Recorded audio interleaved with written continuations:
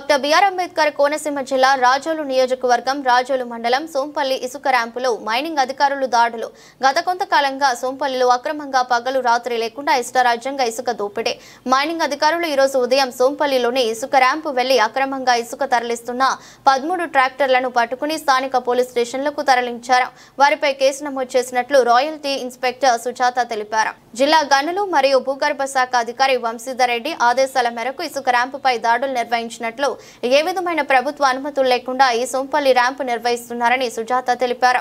స్వాధీనం చేసుకున్న ట్రాక్టర్లను రాజోలు పోలీస్ స్టేషన్ కు తరలించారు. మైనింగ్ అధికారులపై ట్రాక్టర్ యాజమాన్యులు, డ్రైవర్లు ఆందోళన వ్యక్తం చేశారు.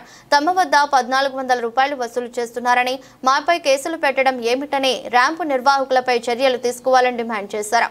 అమాయకులమైన తమపై అక్రమ కేసులు నమోదు చేయడం న్యాయం కాదని ఆవేదన వ్యక్తం చేశారు.